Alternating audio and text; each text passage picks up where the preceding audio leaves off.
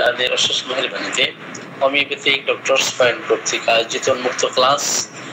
আজকের ক্লাসের আলোচ্য বিষয় হিট স্ট্রোক এন্ড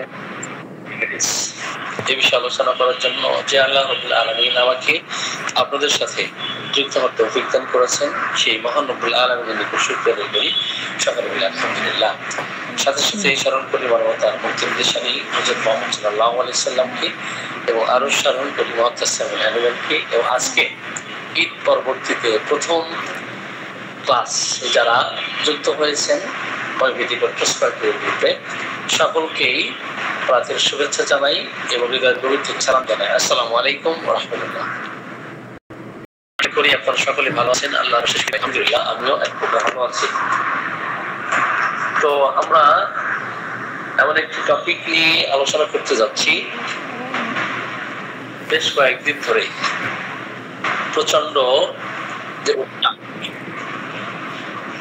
প্রচন্ড রোদ্রের যে প্রখরতা, এতে করে অনেকে অসুস্থ হয়ে যাচ্ছে।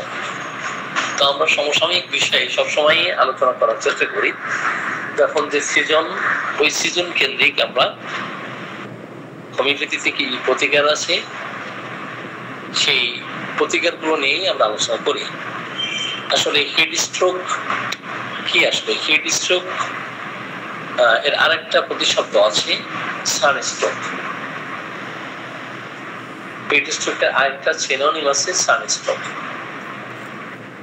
তো এটি করে যে সমস্ত পেশেন্ট আক্রান্ত হন, যারা রোদ্রে কাজ করেন, কঠোর পরিশ্রম করেন, তারাও হিট স্ট্রোকে আক্রান্ত হতে পারেন।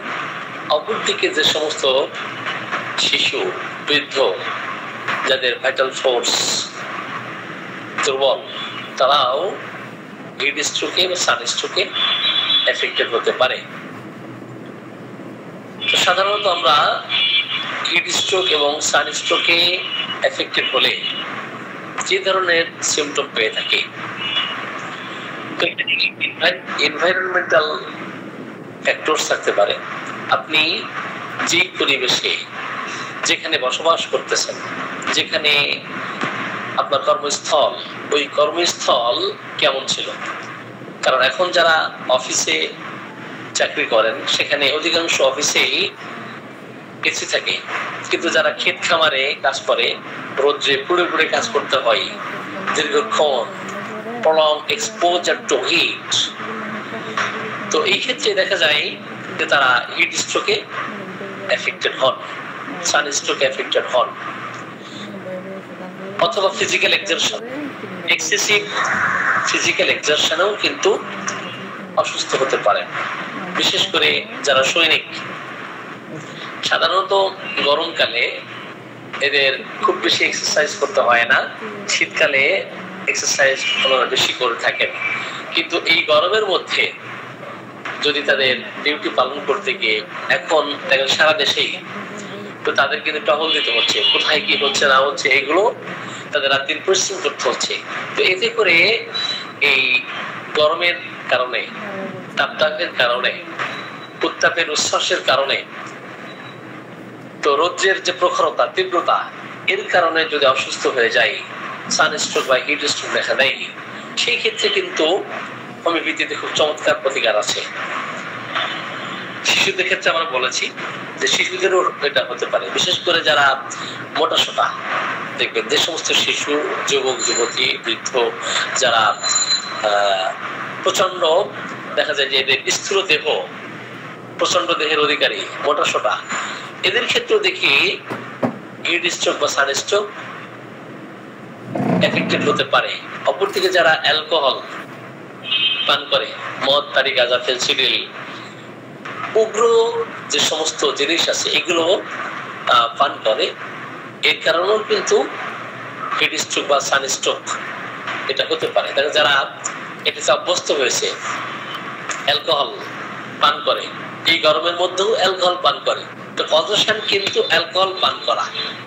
তো অ্যালকোহল পান করলে জীবনের শক্তি প্রথমে হয়তো মনে হয় যে খুব উচ্ছ্বসিত হয়েছে, উজ্জীবিত হয়েছে, তার প্রচন্ড শক্তিমত্তা দেখা নেই। দেখবেন যে যারা মদ, তাড়ি, গাঁজা, ফেনসিডিল এগুলো সেবন করতে থাকে, প্রথম পর্যায়ে দেখবেন যে তাদের শরীরে প্রচন্ড উগ্রতা, প্রচন্ডতা, হিংস্রতা দেখা দেয়। এতে করে সারা রাত ঘুমাতে পারতেছে না। এরপরে হয়তো পরের দিন শরীর একেবারে দুর্বল হয়ে যায়, দেখবেন হাত পা হিমাঙ্গ হয়ে গেছে, শীতল হয়ে গেছে। অপরদিকে প্রচন্ড তাপদাহ, উত্তাপের উচ্ছ্বাস, তো প্রখর তাপ, রোদ, এর ফলে সে হয়তো স্ট্রোক করছে, সানস্ট্রোক করছে। এমন ঘটনা ঘটতে পারে না? পারে। তার কারণ হলো প্রথম থেকেই সে নিজেই কি করেছে, জীবনী শক্তিকে দুর্বল করে ফেলেছে। ঠিক আছে। আবার দেখবেন যারা অ্যান্টিবায়োটিক্স ব্যবহার করে এদের শরীর দুর্বল হয়ে যায়। একদিকে জীবনী শক্তি দুর্বল হয়ে গেছে অ্যান্টিবায়োটিকের ফলে, অপরদিকে প্রচন্ড তাপদাহ, উত্তাপ, প্রখর রোদ, বিদ্যুৎ নাই। যারা গ্রামে থাকে অধিকাংশ সময় দেখবেন যে এখন অবশ্যই বিদ্যুৎ খুব কম যায়, বিদ্যুৎ নাই, বাতাস নাই। তো যারা দেখবেন যে বদ্ধ ঘরে থাকে, খোলামেলা স্থানে থাকে না, বদ্ধ ঘরে কাজ করে, তো তারাও কিন্তু হিট স্ট্রোক বা সানস্ট্রোক করতে পারে। ক্লিয়ার? এখন সিমটম কি থাকবে? সিমটম কি থাকতে পারে যারা হিট স্ট্রোক এবং সানস্ট্রোকে এফেক্টেড হয়ে থাকেন?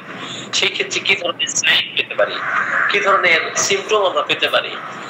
যদি কোনো পেশেন্ট হিট স্ট্রোকে এফেক্টেড, হিট স্ট্রোক হলো, সানস্ট্রোক হলো, যদি কোনো নিউরোলজিক্যাল ডিসঅর্ডার দেখা দেয়, দেখবেন সে প্রলাপ বকতেছে এবং মূর্ছা যাওয়ার মতো ভাব, অচেতনতার ভাব, অচৈতন্য ভাব, আনকনশাসনেস, ডিলিরিয়াম, কনফিউশন, একটা মতিভ্রম, এগুলো কিন্তু আমরা তখন বুঝতে পারি যে তার এই সানস্ট্রোকের কারণে নিউরোলজিক্যাল ডিসঅর্ডার দেখা দিয়েছে, নিউরোলজিক্যাল তার প্রবলেম দেখা দিয়েছে। এতে করে দেখবেন তার বডি টেম্পারেচার 103-4 তাপমাত্রা, এবং স্কিন আপনি স্কিনে হাত দিলে দেখবেন যে উত্তপ্ত, dry skin, hot, dry skin, এটা হতে পারে। অপরদিকে যখন সানস্ট্রোকে বা হিট স্ট্রোক করেছে, এখন পালস যদি আমরা দেখি, যখন পালস দেখবো, পালস দেখলে বুঝতে পারবো যে পালস খুব র্যাপিড হচ্ছে, খুব দ্রুত। কার্ডিওভাস্কুলার ডিসঅর্ডার যদি দেখা দেয়, সেই ক্ষেত্রে হাইপোটেনশন, প্রেশার কমে যেতে পারে, হাইপারও হতে পারে। এই ক্ষেত্রে হাইপোটেনশন আর হাইপারটেনশন, প্রেশার কম অথবা বেশি হতে পারে, এবং তার ব্রিদিং, র্যাপিড ব্রিদিং হচ্ছে। রেসপিরেটরি ফাংশন আমরা যদি একটু টেস্ট করি, পরীক্ষা করি, সেই ক্ষেত্রে দেখা যাবে যে হিট স্ট্রোক বা সানস্ট্রোকে এফেক্টেড হলে তখন শ্বাস প্রশ্বাস হচ্ছে। অপরদিকে তার যদি মাসকুলার ডিসঅর্ডার দেখা দেয়, উইকনেস, ক্রাম্পিং হতে থাকবে, তার মাসলগুলো ক্রাম্পিং হবে, দুর্বল হয়ে যাবে। আর গ্যাস্ট্রোইন্টেস্টিনাল ডিসঅর্ডার দেখা দিলে বমি ভাব দেখা দিবে, বমি ভাব এবং বমি হচ্ছে, এগুলো দেখা দিবে। আর যদি এই স্ট্রোকের কারণে, সানস্ট্রোকের কারণে অথবা হিট স্ট্রোকের কারণে যদি কিডনি ইনজুরি হয়, সেক্ষেত্রে দেখবেন তার প্রস্রাব হয়তো ঠিক মতো বের হচ্ছে না, প্রতিবন্ধকতার সৃষ্টি হচ্ছে এবং কিডনি অঞ্চলে পেইন করতেছে। এগুলো কিন্তু আমরা সাধারণত হতে দেখি। যদি কিনা সানস্ট্রোক অথবা হিট স্ট্রোকে এফেক্টেড হয়ে থাকেন, সেই ক্ষেত্রে কমপ্লিকেশন কি হতে পারে? যদি প্রপারলি চিকিৎসা করা না যায়, সেই ক্ষেত্রে লিভার ফেলিওর হতে পারে, হার্ট ফেলিওর হতে পারে, ব্রেইন ড্যামেজ হতে পারে। এইগুলো কিন্তু সচরাচর আমরা দেখি। এই ক্ষেত্রে প্রাথমিক যে ট্রিটমেন্ট, আপনি যদি একজন দক্ষ এবং অভিজ্ঞতা সম্পন্ন হোমিওপ্যাথিক চিকিৎসক হন, তাকে চিকিৎসা করে ভালো করা সম্ভব। ঠিক আছে। আদারওয়াইজ তাকে কিন্তু হসপিটালাইজ করতে হবে। কি করতে হবে? আমরা যখন না পারবো যে পেশেন্ট কমায় চলে গেছে, তখন অবশ্যই আমি এটা যখন হ্যান্ডেলিং করতে না পারবো, তখন অবশ্যই তাকে হসপিটালাইজ করবো। ক্লিয়ার? এই ক্ষেত্রে আমরা যে পরীক্ষা নিরীক্ষাগুলো, সাপোর্টিং ইনভেস্টিগেশনের ক্ষেত্রে কি করতে পারি? ব্লাড টেস্ট দিতে পারি, সিবিসি দিতে পারি, তাই না? এই ক্ষেত্রে লিভার ফাংশনে কোনো সমস্যা হয়েছে কিনা, কিডনি ফাংশনে কোনো সমস্যা হয়েছে কিনা, সেটার জন্য কিন্তু আমরা পরীক্ষা নিরীক্ষা করে দেখতে পারি। অপরদিকে হোমিওপ্যাথিতে সানস্ট্রোক হলে, হিট স্ট্রোক হলে হোমিওপ্যাথিতে প্রতিকার কি আছে? আপনি রেপার্টরিতে অনেক মেডিসিন পাবেন। তো এর মধ্যে থেকে সচরাচর যে মেডিসিন গুলো ব্যবহৃত হয় বেশি, বহুল ব্যবহৃত মেডিসিন, পলিক্রিনেস যে রেমেডিগুলো আছে, সেই পলিক্রিনেস রেমেডিগুলোর মধ্যে অন্যতম একটি মেডিসিন হতে পারে অ্যাকোনাইট ল্যাব। তো অ্যাকোনাইটের ক্ষেত্রে দেখবেন আমরা এখানে সবাই সুস্থ আছি। এখানে কি আমরা সবাই সুস্থ আছি না? সবাই সুস্থ আছি। এখন এই সুস্থ মানুষের মধ্য থেকেই হঠাৎ করে এমন কোন একজন হিট স্ট্রোক বা সানস্ট্রোকে এফেক্টেড হলাম যে আমি নিজেই চিন্তা করতে পারি নাই বা ভাবতে পারি না আমি অসুস্থ এখন হয়ে যাব।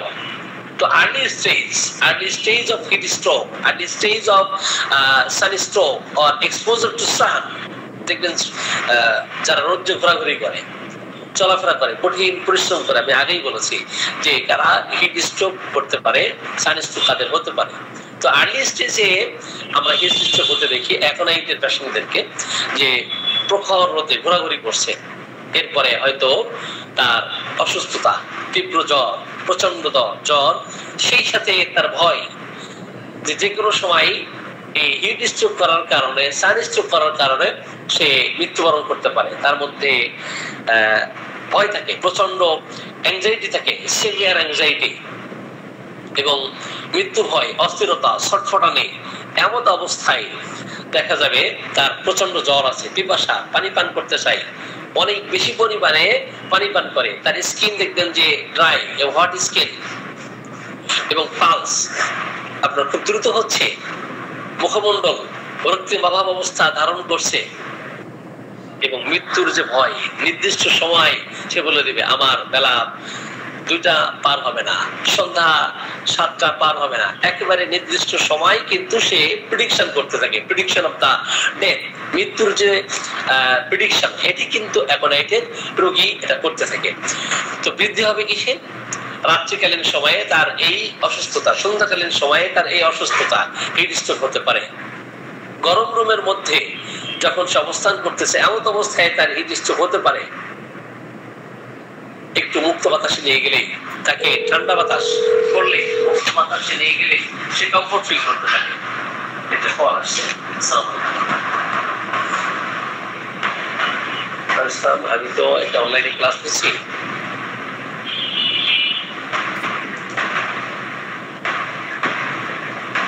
আমি চেম্বারে আছি, আধা ঘন্টা পরে আসেন। আমি চেম্বারে আছি, আধা ঘন্টা পরে আসেন। ওকে,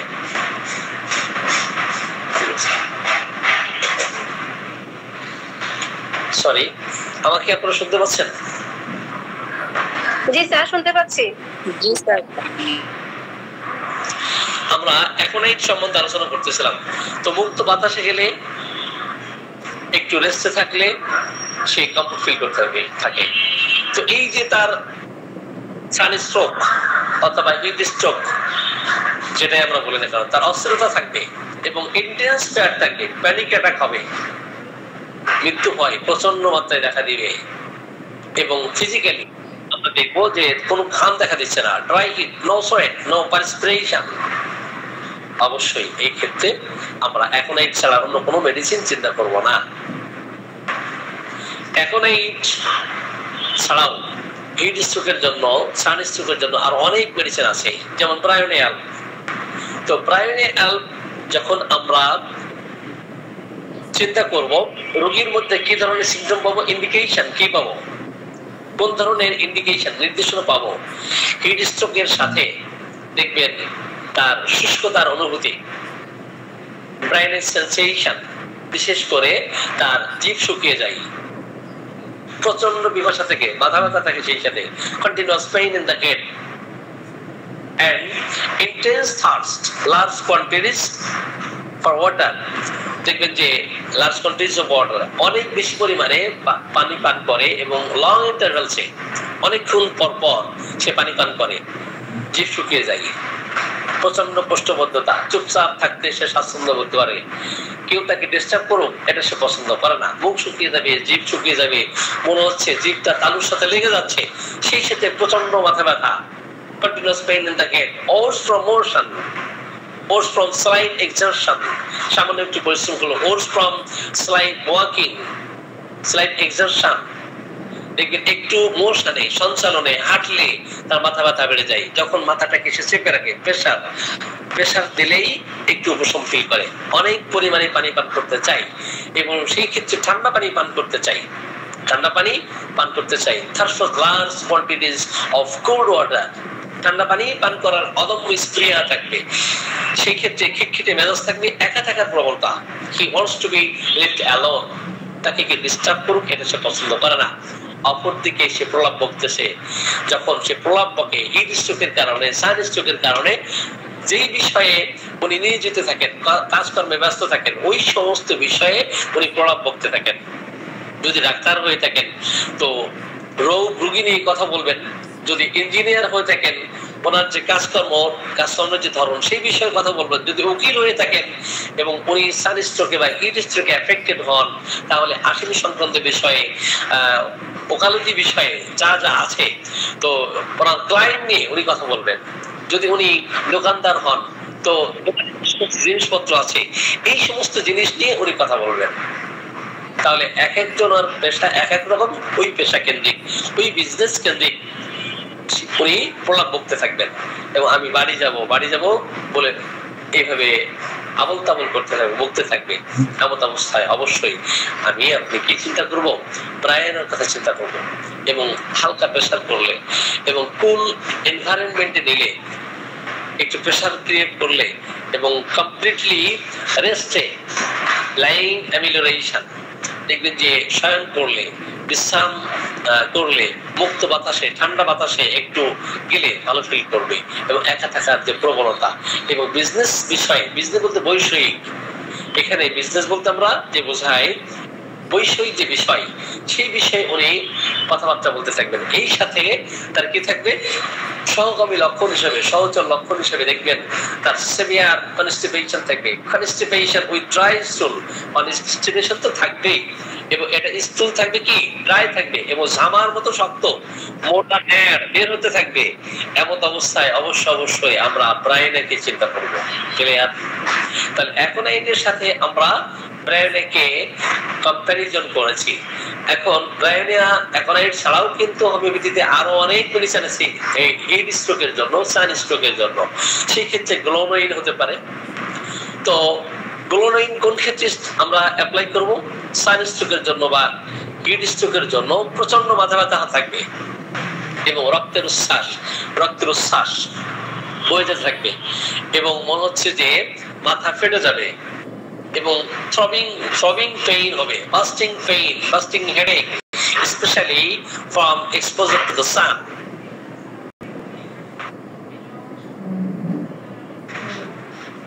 দেখবেন যারা রোদে ঘোরাঘুরি করে, রোদে চলাফেরা করে সারাদিন, এই কোরবানি গরু ক্রয়ের জন্য দেখবেন সারা দিন রোদ্রে ঘুরছে। এখন এই রোদ্রে ঘোরা, গ্যাদারিং, তো মুক্ত বাতাসে না থাকা, এর ফলেও কিন্তু অনেকেই হিট স্ট্রোক করে থাকেন। এই ক্ষেত্রে কিন্তু গ্লোনোইন ও চমৎকার কার্যকরী একটি মেডিসিন, কিন্তু মুখমণ্ডল থেকে উত্তাপ সাং বয়ে যাবে, অপরদিকে মাথা ধরা থাকবে, কনফিউশন এবং আশেপাশে কি ঘটতেছে এটা চিনতে পারবে না, তারা এগুলো শনাক্ত করতে পারবে না কি ঘটতেছে আশেপাশে। এমন অবস্থা যদি থাকে, সেই সাথে তার প্রচন্ড দেখবেন যে প্রেশার খুব বেশি থাকে, উচ্চ রক্তচাপ থাকে, অবশ্যই এই ক্ষেত্রে গ্লোনোইনের কথা চিন্তা করতে হবে। বৃদ্ধি হবে রোদ্রে গেলে, বৃদ্ধি হবে উত্তাপে কাজ করলে, আগুন নিয়ে কাজ করলে, আগুনের আশেপাশে থাকলে বৃদ্ধি হবে, সঞ্চালনে অথবা রোদ্রে ঘোরাঘুরি করলে বেড়ে যাবে, মুক্ত বাতাসে থাকলে এবং শয়ন করলে, ঠান্ডা এসি রুমে থাকলে একটু বেটার ফিল করবে। এমন অবস্থায় অবশ্যই গ্লোনোইনকে চিন্তা করতে হবে। এবং হঠাৎ করে যারা সানস্ট্রোকে আক্রান্ত হয় দেখবেন সাডেন মেমোরি লস, তো স্মৃতিশক্তি লোপ পেয়ে যায় এবং কাউকে চিনতে পারতেছে না, নিজের সন্তানকে, পরিবার পরিজনে যারা আছে, বাবা মা ভাই বোন আত্মীয় স্বজন, এদেরকে চিনতে পারে না। এমন অবস্থায় অবশ্যই আমরা গ্লোনোইনকে চিন্তা করবো। ক্লিয়ার? আমরা তাহলে এখন আলোচনা করেছি, আমরা ব্রায়োনি আলোচনা করেছি, আমরা গ্লোনোইন আলোচনা করেছি। প্রত্যেকটা মেডিসিনের কিন্তু আলাদা আলাদা চিত্র, কোন মেডিসিনের সাথে কোন মেডিসিনের কিন্তু সিমিলারিটি নাই। আছে আছে নাকি? আমাকে আপনারা শুনতে পাচ্ছেন? না স্যার, মিল নেই স্যার। প্রত্যেকটা মেডিসিনই কিন্তু স্বতন্ত্র। ওই স্বতন্ত্র জায়গা থেকে আমাকে আপনাকে ইন্ডিভিজুয়ালাইজেশন করতে হবে, সিম্পলিফাই করতে হবে, স্পেসিফাই করতে হবে, তাই না? এনিওয়ে, তাহলে এখন আমরা নেট্রাম কাপ সম্বন্ধে, যদিও নেট্রাম কাপ শীত কাতর মেডিসিন, কিন্তু উভয় কাতর হতে পারে, শীত কাতর এবং গরম কাতর। এখানে কাপ পাবেন, এখানে নেট্রাম পাবেন, দুটো সমন্বয়ে মেডিসিন পাবেন। যদি কিনা আমরা দেখি যে কোনো পেশেন্টের মাথা ব্যথা আছে এবং রোদ্রে ঘোরাঘুরি কাজকর্ম করার ফলে একটু ক্লান্ত শ্রান্ত হয়ে গেছে, সেই সাথে তার general severe weakness, not severe weakness, general weakness, এবং সহজেই সে ক্লান্ত শ্রান্ত হয়ে যাচ্ছে, এমন অবস্থায় আমরা নেট্রাম কার্ভকে চিন্তা করতে পারি। এবং আওয়াজ সে সহ্য করতে পারে না, they are sensitive to noise and heat, উত্তাপ এবং শব্দ, আওয়াজ এরা সহ্য করতে পারে না, এবং মিউকাস মেমব্রেন ড্রাই হয়ে যায়, ব্রায়োনিয়ার মতো। যেহেতু এখানে নেট্রামিওর আছে, তো জলীয় অংশ কম হয়ে যায় নেট্রামের মধ্যে, আর ক্যালকুলেট কার্বের মধ্যে যেটা দেখি সেটা জলীয় অংশ বৃদ্ধি হতে। তো এখানে মিউকাস মেমব্রেন যদি ড্রাই হয়ে যায়, সেই ক্ষেত্রে আমরা নেট্রাম কার্ভকে চিন্তা করব। অপরদিকে বৃদ্ধি হবে কি সে এক্সারশনে, যেমন natrum curve aggravation from mental exertion, aggravation from heat, aggravation from exposure to sun, দেখবেন যে সূর্যের উত্তাপে ঘোরাঘুরি চলাফেরা করলে বৃদ্ধি হচ্ছে। অনুরূপ ভাবে আমরা নেট্রাম কার্ভের রোগীদের ক্ষেত্রেও দেখবো যে aggravation owes from exposure to the sun, owes from heat, owes from mental exertion, এই ক্ষেত্রে অবশ্যই আমরা নেট্রাম কার্ভকে চিন্তা করব। better from cool air, rest, দেখবেন যে সে ছায়ায় যখন বসে থাকে, যখন সে ঠান্ডা জায়গায় বসে থাকে, বিশ্রামে থাকে, সে কমফোর্ট ফিল করে। এই ক্ষেত্রে সে চুপচাপ থাকতে চায়। নেট্রামের কিছু লক্ষণ থাকবে, রিজার্ভ, দেখবেন নেট্রাম কার্ভের রোগীদের মধ্যেও আমরা দেখবো যে এরা রিজার্ভ মাইন্ডেড হয়ে যায়, মাইল্ড ডিসপোজিশন, তার মেজাজ দেখবেন যে শান্ত থাকে, সে চুপচাপ থাকে, কথাবার্তা বলে না, এবং যখন সে সানস্ট্রোক বা হিট স্ট্রোকে এফেক্টেড হয়ে থাকে, তো তখন দেখবেন তার বলে দেওয়ার একটা প্রবণতাও থাকে এবং স্লোলি কম্প্রিহেনশন থাকে। যেমন ক্যালকুলেট কার্ভের সবকিছু ডিলেইতে হয়ে থাকে, ক্যালকুলেট কার্ভের সবকিছু ডিলেই ডেভেলপমেন্ট হয় না, ডেভেলপমেন্ট হয়, তো তার কথা বলা, হাঁটা শেখা, তার বোধ শক্তি, তার আন্ডারস্ট্যান্ডিং দেখবেন যে দেরিতে হচ্ছে। তো অনুরূপ ভাবে আমরা নেট্রাম কার্ভের রোগীদের ক্ষেত্রেও দেখবো যখন তিনি সানস্ট্রোকে অথবা হিট স্ট্রোকে এফেক্টেড হবেন, ভুলে যাওয়ার প্রবণতা এবং দেরিতে, মানে কম্প্রিহেনশনটা স্লো, ধীরে ধীরে বুঝতেছে, খুব দ্রুত বুঝতে পারে না, এমন অবস্থায় অবশ্যই আমরা নেট্রাম কার্ভকে চিন্তা করবো। ক্লিয়ার? আমরা কি বুঝতে পারতেছি না কঠিন হয়ে যাচ্ছে? না স্যার, সহজ এবং সাবলীল ভাষায় উপস্থাপন করছেন। আমরা এন্টিম গ্রুপ কখন অ্যাপ্লাই করব?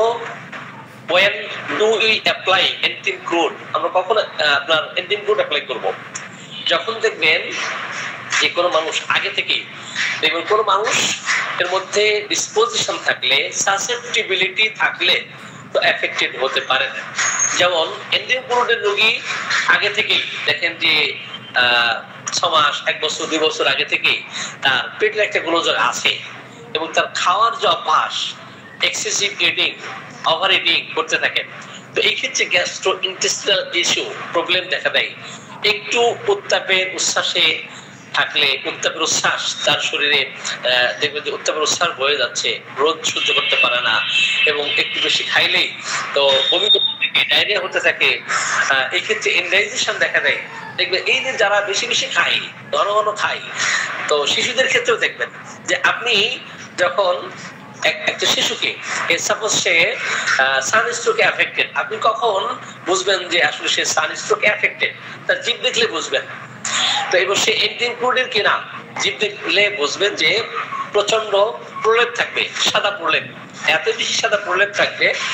দুধ যেমন সাদা, দুধের স্বর যেমন দুধ জাল দিলে স্বর পড়ে, প্রলেপ অনুরূপ ভাবে জিহ্বার উপরেও প্রলেপ পড়তে থাকে, পুরো প্রলেপ পড়তে থাকে এবং সেটা সাদা হবে। ঠিক আছে, তো এই ক্ষেত্রে দেখবেন তাদের অতীতের হিস্ট্রি নিয়ে দেখবেন যে বেশি বেশি খাওয়া, ওভার ইটিং, এক্সেসিভ ইটিং এর ফলে এখন সে রোদে ঘুরতে গেছে, রোদে ঘুরতে যাওয়ার পরেই তার দেখবেন যে বমি হচ্ছে, ডায়রিয়া হচ্ছে, ইনডাইজেশন দেখা দিচ্ছে। এখন আপনি ধরে নিয়েছেন যে সে সান স্ট্রোকে অথবা হিট স্ট্রোকে এফেক্টেড। ক্লিয়ার? আমরা শিশুদের ক্ষেত্রে কিন্তু এটা দেখি। শিশুদের ক্ষেত্রে এই গরমের মধ্যে অনেক মা হয়তো ভাবেন আমার সন্তান এই গরমের মধ্যে কেন খায় না, আপনি জোরে জোরে ঠেসে ঠেসে গেঁদে গেঁদে খাওয়াতে থাকেন। ঠিক আছে, একটা পর্যায়ে পাকস্থলী কিন্তু লোড নিতে পারে না, লোড নিতে পারে না। এরপরে পাকস্থলী যখন লোড নিতে না পারে তখন সে বমি করে, তার পাতলা পায়খানা হয়ে যায়। এখন এই রোদের কারণে, যে তাপদাহের কারণে এখন সে heat stroke affected, sunstroke affected. জীব দেখলেই আসলে রোগের কি রোগ কি হয়েছে XYZ রোগ, রোগের নাম না চিন্তা করে আমরা কজেশনকে চিন্তা করব যে কোন কজেশনের ভিত্তিতে পেশেন্ট এফেক্টেড হচ্ছেন, তাই না? তো এমন অবস্থায় এই শিশুর জীব দেখবেন প্রলেপ আছে এবং তাকে স্পর্শ করলে বিরক্তি ফিল করতেছে, তাকে কোলে নিলে বিরক্তি ফিল করতেছে, তাকে গোসল করাতে গেলে সে বিরক্তি ফিল করতেছে, গোসল করতে চায় না, যদিও সূর্যের উত্তাপ সে সহ্য করতে পারে না। এবং যখনই আপনি ওভার ইটিং করাচ্ছেন সন্তানকে এবং রোদে আপনি কি করতে গেছেন, আমার একটা কল আসছে তো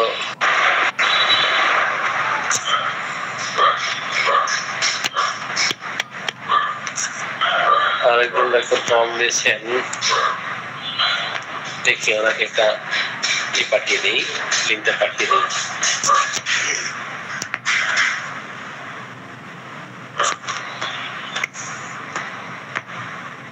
আলোচনা চলাকালীন সময় আসলে কল দিলে তো অনেক কঠিন আলোচনা করা।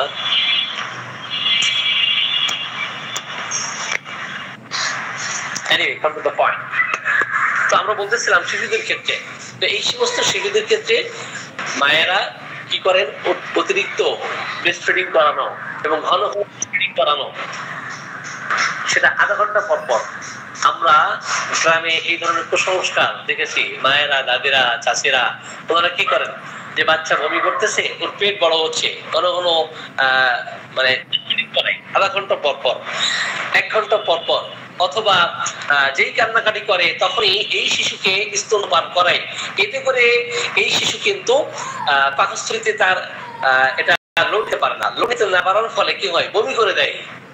তো বমি করে দেয়। এই ক্ষেত্রে ডক্টর কেন্ট লেকচার অন ম্যাটারনিটিকায় ইথুজা অধ্যায়ে লিখেছে, দেখবেন যে একজন শিশুর মিল্ক ট্রানজাকশন হতে কমপক্ষে 2 থেকে 2.5 ঘন্টা সময় লাগে, পাকস্থলীকে আরো আধা ঘন্টা রেস্ট দিতে হয়, তারপরে যখন বাচ্চা সাধারণত কান্নাকাটি করে, এমন অবস্থায় সে দেখবেন ভরপুর মানে ব্রেস্ট ফিডিং করতে পারে এবং কোনো কান্নাকাটি ছাড়াই দেখবেন যে আবার খুব ভালোভাবে সে ব্রেস্ট ফিডিং করতেছে এবং তার অসুস্থতা দেখা দেয় না।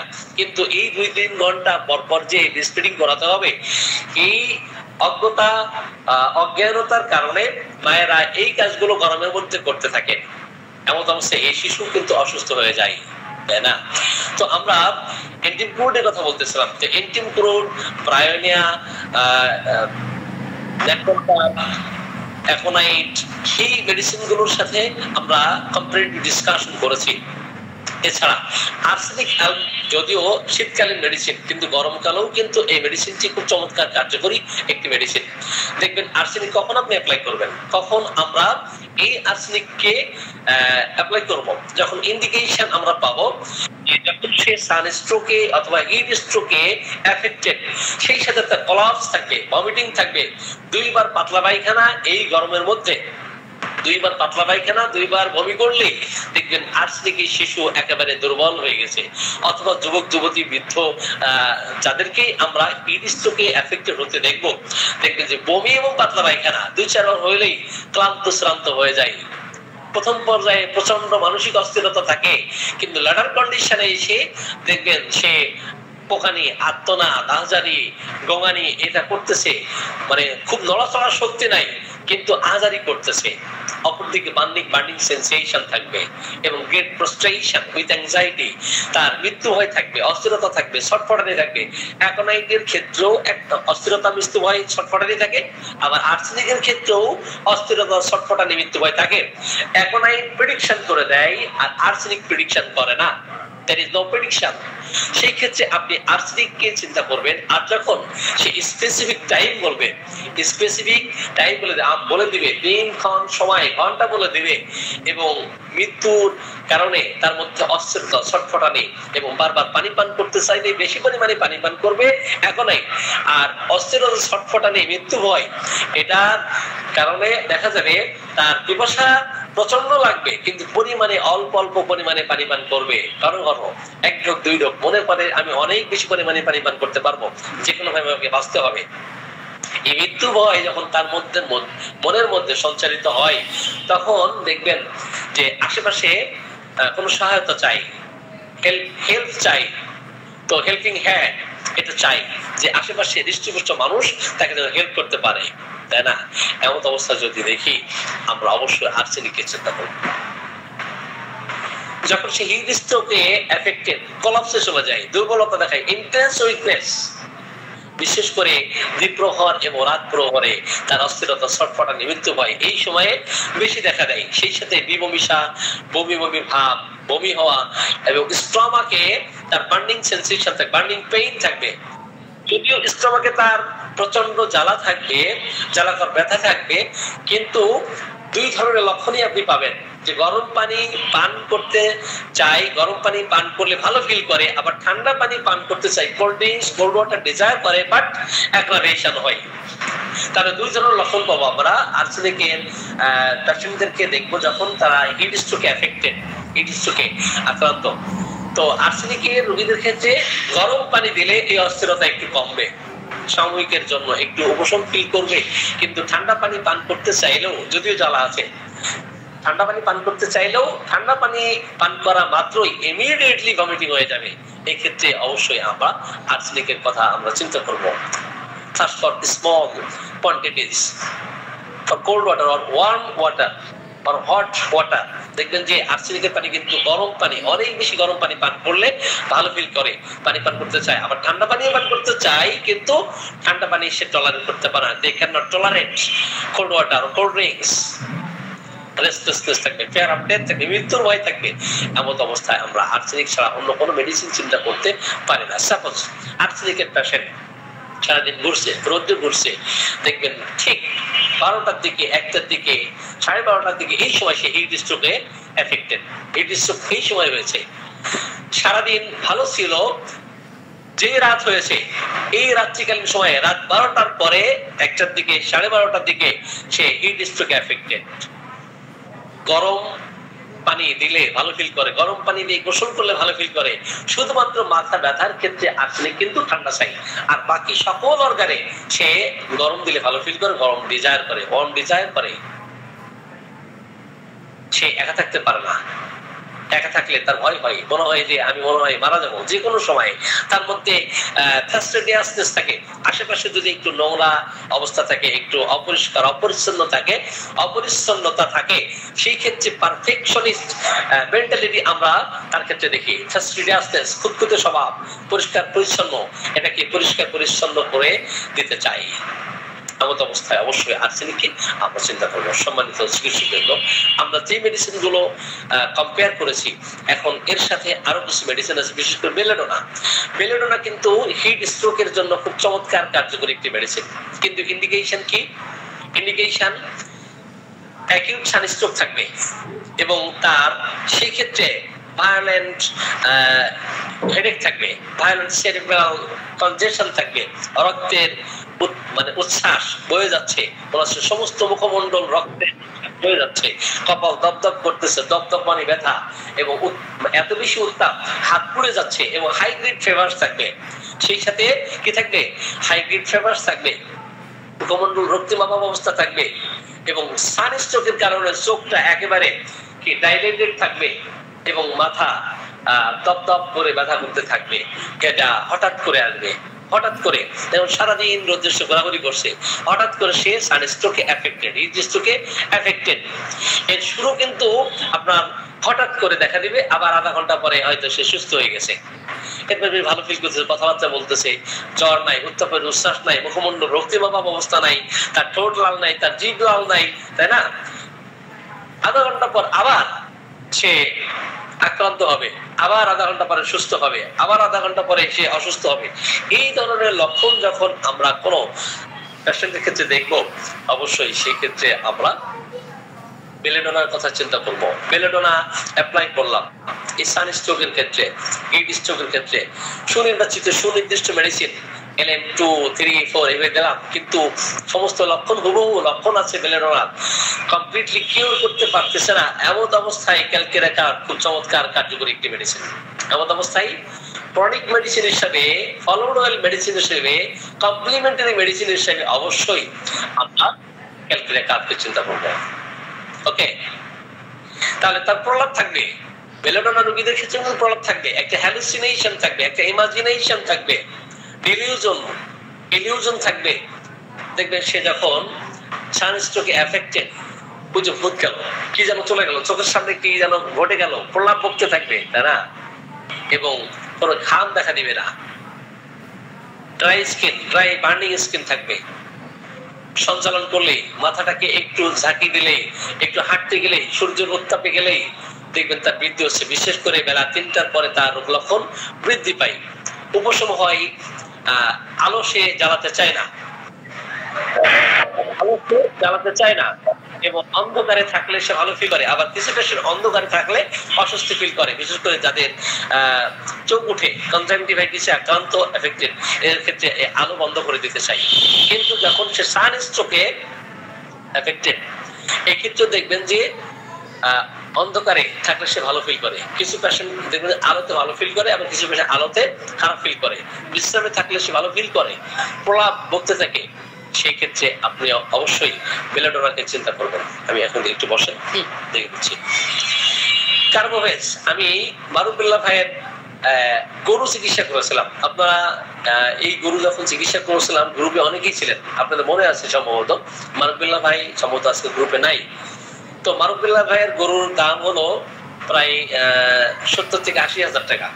তো বললো, স্যার আমার গরু তো স্ট্রোক করেছে, তো এখন স্ট্রোক করেছে, এখন চিকিৎসা হবে কিনা? আমি বললাম, হ্যাঁ চিকিৎসা হবে। তো আপনি এক কাজ করেন, গরুর শরীরে ঠান্ডা পানি একটু ফিকে মারেন, ঠান্ডা পানি দেন, দোয়াই দেন। অপরদিকে ফ্যান নিয়ে এসে ফুল স্পিডে আপনি ফ্যান ছেড়ে দেন। তো আগে যেমন দেখা গেল মরার মতো পড়ে আছে, তো ফ্যান ছেড়ে দিল, ঠান্ডা পানি দিয়ে শরীরটাকে ধোয়াই দিল, এবং কার্বোভেজ আমি অ্যাপ্লাই করলাম। কার্বোভেজ অ্যাপ্লাই করাতে সন্ধ্যা আসতে আসতেই গরু ভালো হয়ে গেছে। আমি বললাম যে ভাই এক কাজ করেন, আপনি গরুটাকে জবাই করে দেন, যেহেতু এত টাকা আপনার ক্ষতি হয়ে যেতে পারে, যদি এখন মারা যায় তো আপনার তো অনেক টাকা লস হবে। অতএব আপনি এটার উপর ডিপেন্ড না করে আপনি জবাই করে দিলে ভালো হয়। বলছে, না স্যার আমি দেখবো হোমিওপ্যাথিতে কাজ করে কিনা, এটা দেখবো। তাহলে দেখতে গিয়ে যদি ক্ষতি হয়ে যায় তাহলে তো বিপদ। Anyway, come to the point.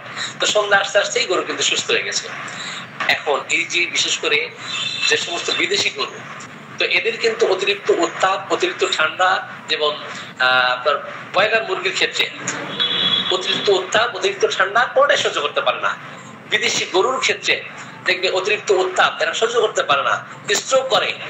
অনেক এই যে কুরবানির হাটে দেখবে অনেক গ্রাম থেকে মানুষ আসে, তার শেষ সম্বল এই গরুটা। এই শেষ সম্বল গরু কিন্তু অনেক সময় দেখা যায় যে এই কুরবানির হাটে এই গরুটা স্ট্রোক করে মারা গেছে, তাই না? কিন্তু যদি কিনা আমরা কার্বোভেজের লক্ষণ পাই একদম 2-4 ঘন্টার মধ্যেই, কার্বোভেজকে মৃত সঞ্জীবনী মেডিসিন বলা হয়, একেবারে ল্যাটার কন্ডিশনে এসে 11th আওয়ারে এই কার্বোভেজ কিন্তু খুব চমৎকার কার্যকরী একটি মেডিসিন। যদি কিনা হিট স্ট্রোক, সানস্ট্রোকের ফলে কোলাপসে চলে যায় এবং অঙ্গ প্রত্যঙ্গ ঠান্ডা হয়ে যায়, এবং খুব জোরে বাতাস করলে rapid desire to be fan, rapidly দ্রুত বাতাস করলে সে ভালো ফিল করে, কমফোর্ট ফিল করে, এটা চাই।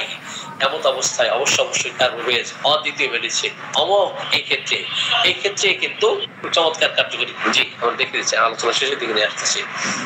তো বাতাসরাই wants to be fanned constantly, wants to be fanned rapidly, desires air, cold air or cool air, ঠান্ডা বাতাসে পছন্দ করে। যদিও তার শরীর হেমাঙ্গ হয়ে যায়, তার শ্বাস প্রশ্বাস স্লো, দেখবেন যে তার রেসপিরেশন স্লো রেসপিরেশন, আপনার ঠোঁট নীল হয়ে যাচ্ছে, কোলাপসে চলে যাচ্ছে, পালস উইক হয়ে গেছে, তারপরেও সে ঠান্ডা বাতাস চাই।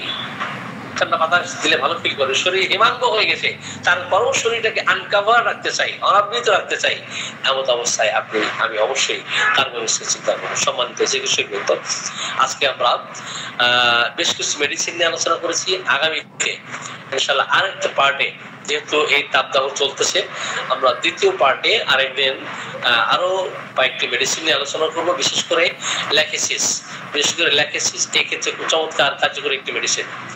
ল্যাকেসিস ছাড়া আরো অনেক মেডিসিন আছে। ল্যাকেসিস, পালসিটিলা কিন্তু হিট স্ট্রোকের জন্য খুব চমৎকার কার্যকরী একটি মেডিসিন।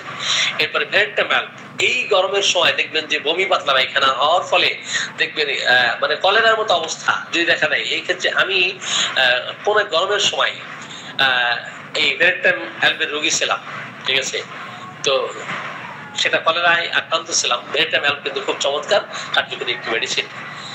তো এই মেডিসিন গুলো আমরা পরবর্তীতে আলোচনা করবো। ইথুজা যদিও আমরা একটু ধারণা দিয়েছি, ইন্ডিকেশন এর কথা বলেছি। ইথুজা ছাড়াও আরো অনেক মেডিসিন আছে, বিশেষ করে ফ্লুরিক অ্যাসিড, এরপরে অ্যাপিসমেল, ন্যাপটামিওর কথা তো আগেই বলেছি। ন্যাপটাম আলোচনা হয়ে গেছে। আগামীতে আমরা অ্যাপিসমেল, ন্যাপটামিওর, লাইকোপোডিয়াম, পালসিটিলা, ল্যাকেসিস, এই মেডিসিন গুলো নিয়ে, আর্জেন্টাইটিকাম, এই মেডিসিন গুলো নিয়ে আগামীতে আলোচনা করবো। তো সকলকে ধন্যবাদ জানিয়ে সকলের সুস্বাস্থ্য কামনা করে আজকের মতো সংক্ষিপ্ত আলোচনা এখানে শেষ করছি। আলাইনা ইল্লাল্লাহ বালাগ। আসসালামু আলাইকুম ওয়া রাহমাতুল্লাহ। সকলে ভালো থাকুন, সুস্থ থাকুন। তারপর কোশ্চেন থাকলে কোশ্চেন করতে পারেন সংক্ষিপ্ত পরিসরে। আমার পেশেন্ট আছে, জি আপনি আসেন।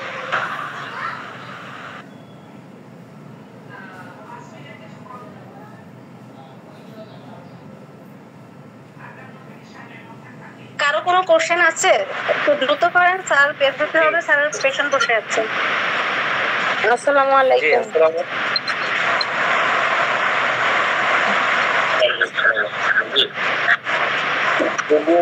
আলোচনা করে ফেলেছি, আপনাদের কোনো প্রশ্ন থাকলে করতে পারেন।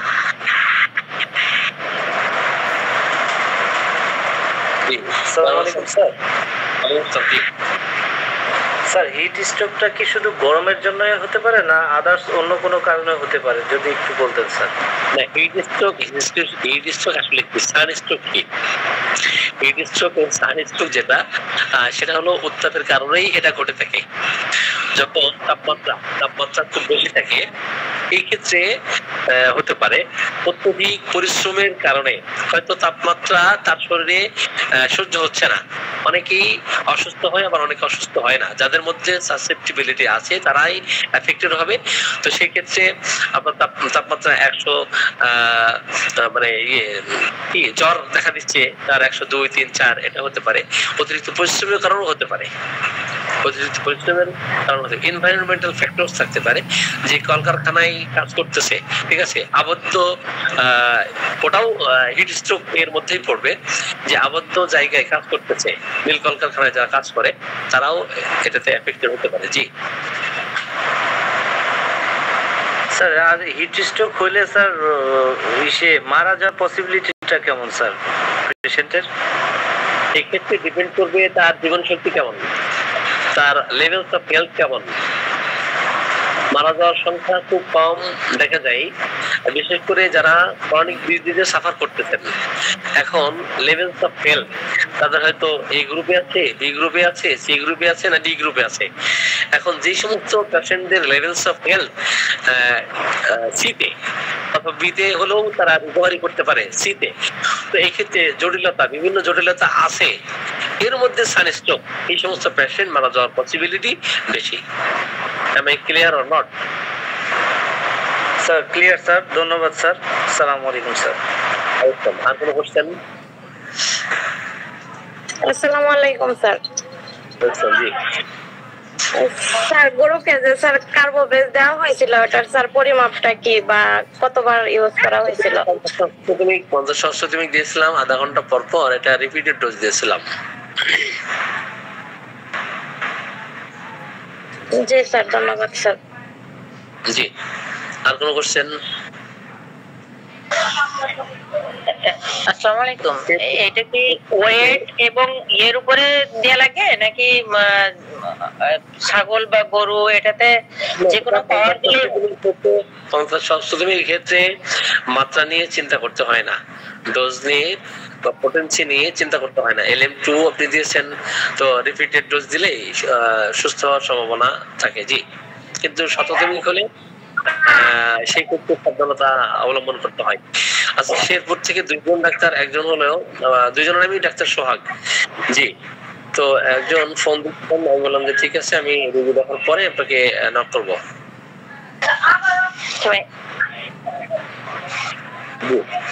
আর কোনো কোশ্চেন? জি ভাই, জি আরেকটা কথা বলি, সেটা হচ্ছে সন্ধ্যার সময় আমি ওষুধ দিয়েছিলাম, মাত্রা বলছিলাম 10 থেকে, ওইটা মেডোনিয়াম 2 হবে? সরি, এসপিসিগ্রিয়া 2 খেতে বলেছিলেন আমাকে, মেডোনিয়াম কি আগে ডালকামারা। আচ্ছা আচ্ছা, আমি বলি জি ডালকামারা। আর নেক্সট মেডিসিন ব্র্যাকেটে স্টেরিসিগ্রিয়া রাখেন। জি আর কোনো কোশ্চেন? আর কোনো কোশ্চেন আছে? স্যার মনে হচ্ছে আর কারো কোনো কোশ্চেন নাই।